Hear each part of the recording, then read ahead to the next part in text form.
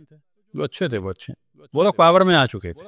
اب یہ جو کہا جاتا ہے کہ امام کے 4000 شاگرد تھے، تو پہلی بات یہ بالکل واضح ہے کہ 4000 شاگرد کوئی ایک جگہ نہیں بیٹھتے تھے، یہ بالکل ایک غلط کانسیپٹ ہے۔ 4000 لوگ تھے کہ جو امام سے مل چکے تھے، امام کی چیزوں کو نقل کیا جن، کچھ ان میں سے ایسے تھے کہ جو زیادہ، کچھ ان میں سے ایسے تھے جو کم۔ ایسا نہیں ہے کہ سوچیں 4000 ہر روز بیٹھے تھے ایک جگہ، لیکن یہ جو ملنا ملانا تھا یہ بنو عباس کے آنے سے پہلے تھا، لیکن جیسے ہی بنو عباس پاور میں آئے تو امام کا ملنا ملانا کم ہو گیا تھا، امام کی نظر بندی شروع ہو گئی تھی، امام کو جلا وطن بھی کر دیا تھا، کوفے کے پاس ایک جگہ حیرہ ہے وہاں پر نظر بند بھی کر دیا تھا۔ عالم یہ ہو گیا تھا ایک مومن کو ایک مسئلہ پوچھنا تھا اور اس کے لیے امکان نہیں تھا کیونکہ امام نظر بند تھے۔ اتنا ہو سکتا تھا کوئی سبزی ترکاری والا چلا گیا تو اس مومن نے ایک کھیرے والے کا ٹوکرا اور کھیرے اور کپڑے خریدے اور گلی میں جا کے آواز لگانا شروع کی۔ امام کو اللہ سبحانہ و تعالیٰ کی جانب سے علم ہوا، امام نے ایک بچے کو بھیجا اور کہا کہ اس کو اندر بلاؤ۔ امام نے تبسم فرمایا اور کہا کہ تم نے اچھا طریقہ استعمال کیا۔ اس نے کہا کہ مجھے بس آپ سے سوال کرنا تھا اور میں چاہتا تھا خود آپ سے ہی سوال کروں، اور پھر امام نے اس کا جواب دیا۔ کس کے دور میں؟ بنو عباس کے دور میں۔ اور منصور کے دور میں امام کے پورے گھر کو ایک دفعہ جلا دیا تھا اور خود امام اور گھر والے گھر کے اندر موجود تھے۔ اب یہ بنو عباس کون ہے تو یاد رکھیں یہ سب کے سب سادات ہاشمی ہیں کہ نہیں ہیں؟ کوئی شک ہے؟ حضرت عباس ہیں شرف الانبیاء مولا امیر المومنین علیہ السلام کے چچا ہیں کہ نہیں ہیں؟ وہ خود اچھے تھے کہ نہیں تھے؟ ابن عباس مولا امیر المومنین کے طرفدار تھے کہ نہیں تھے؟ بچے ایسے نکلے کس وجہ سے؟ پاور۔ ابھی ہم میں سے بھی بہت سارے لوگوں کو حکومت نہیں ملی ہے، یاد رکھیں، سب دودھ کا دودھ پانی کا پانی ہو جائے گا۔ حکومت بہت بڑی چیز ہے۔ ابھی ہماری کتنی آمدنی ہے؟ فرض کریں جو جس کی آمدنی ہے ذہن میں رکھے، ایک 5 اسٹار ہوٹل دے دیا جائے اچانک، فرض کریں کسی کی 5-10 ہزار تنخواہ ہے، اچھا گزرتا ہے کہ نہیں گزرتا؟ یہ اچھا ہے۔ 5 اسٹار ہوٹل اگر مل جائے تو یہ ایکسٹرا ہے کہ نہیں ہے؟ اور اس میں ڈیلی آمدنی ہوتی ہے، فرض کر لیں کہ جی 40,000 ہفتہ، فرض کر لیں بہت بڑا والا ملا ہے، اور پھر یہ کہا جائے کہ اس میں بار رکھی تو پرائز آمدنی وہ 5 اسٹار سے ہو کے ہی آ جائے گا، تو پس ایک کام تو کرو شراب ہٹا دو، ایک کام کرو کہ حرام کھانا ہٹا دو پور پور۔ تو یہ جو 40,000 ہفتے کی یا لاکھ ہفتے کی یا جو بھی ایکسٹرا ایک دم سے ملی اور غیر متوقع طور پہ ملی، کیا اس پہ ہم کتنے لوگ ہیں جو کمپرومائز کر جائیں گے؟ ایک دم سے ایسا لگے گا اتنا نقصان، کہا جائے گا اتنا نقصان نہیں، دیکھو کو اتنا فائدہ۔ جب حکومت آتی ہے، ضیاء الحق کی بھی یہی کیفیت تھی، امیر المومنین بننے کا سوچا، کیوں سوچا؟ پہلے تو کہا تھا 90 ڈیز میں الیکشن کراؤں گا، لیکن جب انسان تخت پہ بیٹھتا ہے تو اب جانتے ہیں نظریات بدل جاتے ہیں۔ جو ایک نظریہ ضرور بدلتا ہے، سب سے اچھا میں ہوں حکومت کے لیے، میں اس وقت اس تخت کی ضرورت، بہتر کوئی بھی نہیں ہے۔ اب اس کے لیے کچھ بھی کرنا ہو، روٹی کپڑا مکان ہو، کوئی نعرہ ہو، کوئی مثال کے طور پر امیر المؤمنین بننا ہو یا ضیاء الحق کی طرح بورڈوں پہ لکھوانا ہو واطیعوا اللہ واطیعوا الرسول، کوئی بھی کام کرنا ہو، ہر کام انسان کرنے کو تیار ہو جاتا ہے کہ جب تخت و تاج نظر آتا ہے۔ بنو عباس کا نعرہ تھا الرضا من آل محمد، آل محمد کی خوشنودی، یہ ان کا نعرہ تھا، لیکن جب پاور میں آئے تو انہوں نے کہا کہ نہ، یہ چیز دینے لینے کی نہیں ہے۔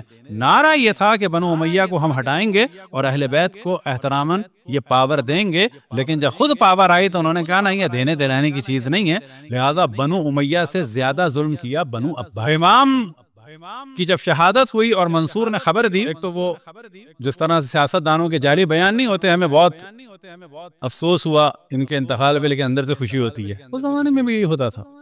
اہل بیت کے بارے میں ذہن میں رکھیں کہ وہ مظلوم تھے، لیکن ایسا نہیں تھا کہ ان کی کوئی حیثیت نہیں تھی۔ کہ بلا تشبیہ ایک مثال دیتے ہیں ہم کہ عراق میں صدام ملعون لعنت اللہ علیہ کے دور میں آغا خوئی مظلوم تھے، لیکن کیا بے حیثیت، کوئی آدمی نہیں جانتا تھا، یعنی حتیٰ اگر آغا خوئی کے پاس علاج بھی مشکل ہو گیا تھا، بعض دفعہ لائٹ اور پانی تک ان کا کاٹ دیا تھا، یا جیسے آغا حکیم کے خاندان والوں کا پانی بجلی کاٹ دی، ہزار قسم کی مشکلات تھیں، لیکن کیا وہ بے حیثیت تھے؟ عراق میں پبلک میں ان کا احترام ختم ہو گیا تھا۔ تو ائمہ علیہم السلام کا اس سے کہیں زیادہ احترام تھا۔ مظلومیت الگ ہے، مرکزیت احترام بالکل الگ چیز، مرکزیت اور احترام بالکل الگ۔ منصور نے اعلان کیا، جی مدینے سے خبر آئی ہے کہ جعفر ابن محمد یعنی امام جعفر صادق علیہ السلام دنیا سے رخصت ہو، اور بعد میں جو باتیں ہوتی ہیں کہ جی بڑا افسوس ہوا، اور اب کہاں کوئی پیدا ہو سکتا ہے دوبارہ جعفر ابن محمد جیسا۔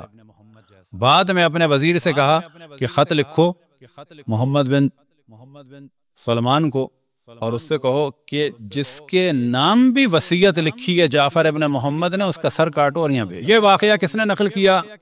کہ جو دربار میں خط و خطابت کرتا تھا، بعد میں وہ کہتا ہے کہ جب جواب آیا اور میں نے پڑھ کے سنایا تو وہ بھی ہنسا اور ہم بھی ہنسے۔ وجہ یہ تھی کہ محمد بن سلمان نے جواب لکھا کہ جعفر ابن محمد نے، یعنی امام جعفر صادق علیہ السلام نے اپنے وصیت نامے میں 5 افراد کا نام لکھا۔ پہلے مرحلے میں آپ کا لکھا ہے، دوسرا نام میرا لکھا ہے، تیسرا نام اپنی زوجہ کا حمیدہ کا لکھا ہے سلام اللہ علیہ، چوتھا نام اپنے بیٹے موسیٰ کا لکھا ہے، اور 5واں نام جو ہے وہ امام کے ایک اور بھائی تھے ان کا لکھا ہے۔ اب آپ بتائیں کہ ان میں سے کس کا سر بھیجوں؟ اب یہاں پر ذہن میں رکھیں کہ وصی الگ موضوع ہے، مولا امیر المومنین وصی تھے، وہ بالکل الگ موضوع ہے۔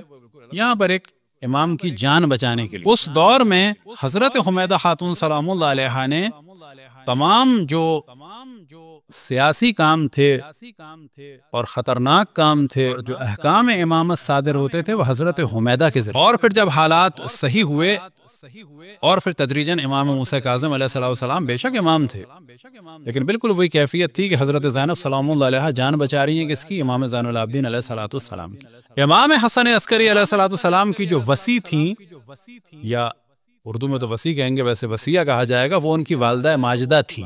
خود امام نے اپنی والدہ کو اپنا وصی بنایا تھا، اور امام کی شہادت کے بعد جتنے بھی امور تھے وہ انہوں نے سنبھالے۔ اور اب یہ ذہن میں رکھیں کہ ان تینوں ادوار کی نسبت ان کا زمانہ زیادہ خطرناک۔ وہ کیسے؟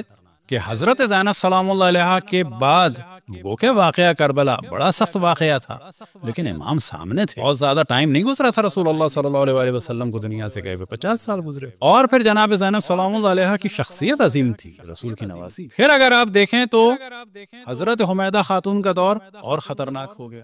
یہ جو دور تھا حضرت حمیدہ کا، یہ ایک اعتبار سے سخت تھا، وہ کہ اللہ سبحانہ و تعالیٰ نے کچھ کام ایسے ہوئے اللہ کے حکم سے، جن میں سے ایک کام یہ تھا کہ امام علی نقی علیہ السلام کم عمری میں امام بنے، تقریباً 6 اور 7۔ امام محمد تقی علیہ السلام امام بنے تقریباً 8 سال۔ تو یہاں تک یہ بات کلیئر ہو گئی تھی کہ امام بچپنے میں بھی امام۔ وہ جو موضوع تھا کہ حضرت عیسیٰ اور حضرت یحییٰ علیہم السلام جو ہے بچپن میں نبی بنے تو کیسے بنے، وہ چیز کوئی نہیں سمجھ سکتا تھا جب تک کہ امام علی نقی اور امام حسن عسکری، امام علی نقی اور امام محمد تقی علیہ السلام امام نہیں۔ اب یہاں پر غیبت کا سلسلہ شروع ہوا تو حضرت حدیث خاتون کے لیے جو مشکلات میں سے اہم مشکل تھی، اس زمانے میں پوری عباسی حکومت نے زور لگا دیا تھا کہ شیعوں کی امامت ختم ہو گئی، شیعت ختم ہو گئی۔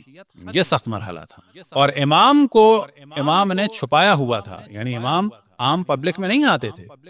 اسی وجہ سے ڈسکشن ہوتا ہے کہ غیبت امام زمان علیہ السلام کو کب سے مانا جائے، پیدائش سے مانا جائے، شہادت امام حسن عسکری سے کہا جاتا ہے کہ پیدائش کے بعد بھی یہ غیبت تھی۔ وہ غیبت کون سی تھی کہ پبلک میں نہیں تھے، لیکن خاص اصحاب اور لوگوں کے درمیان تھے۔ لیکن امام حسن عسکری علیہ السلام کی شہادت کے بعد غیبت اور زیادہ سخت۔ اور پھر جو نائبین اربعہ کا سلسلہ تھا، اور پھر خمس کا اور دیگر موضوعات کا، پھر مومنین کو ایک مرکزیت کی جانب توجہ دلانے کا سلسلہ تھا، وہ سارا کام کیا تھا حضرت حدیث خاتون سلام، اور ان کے ساتھ حضرت حکیمہ خاتون سلام، اور بعض روایات میں حضرت نرجس خاتون سلام اللہ علیہ۔ کیوں کہ حضرت نرجس خاتون سلام اللہ علیہ کے بارے میں جو ایک احتمال ہے وہ یہ ہے کہ زیادہ قوی قول یہ ہے کہ وہ بعد میں دنیا سے گئیں، اور بعض جگہ یہ ہے کہ وہ امام کی زندگی میں دنیا سے گئیں، کہ انہوں نے درخواست کی تھی کہ میرے لیے دعا کریں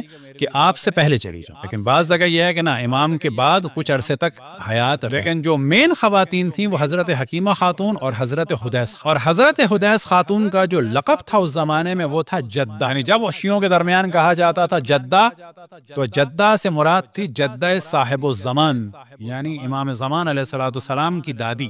صلوات پڑھیں بر محمد والے۔ اب امام کے اصحاب میں سے کچھ ایسے تھے کہ جو امام زمان علیہ السلام سے مل چکے تھے، شیعوں میں سے زمانے میں کچھ ایسے تھے کہ جو امام زمان علیہ السلام سے مل چکے تھے، کچھ وہ تھے کہ جو بعد میں آشنا ہوئے، لہذا کچھ نیشا پور وغیرہ سے مختلف جگہ سے لوگ آئے حضرت حکیمہ خاتون کے پاس ملاقات کے لیے، تو پردہ لگا ہوا تھا۔ ان سب نے سوال کیا کہ امام غیبت میں ہیں، اس وقت ہم کس سے سوال پوچھیں اور کس سے رہنمائی لیں؟ بہت بڑی۔ اب یہ حضرت حکیمہ خاتون کون ہیں؟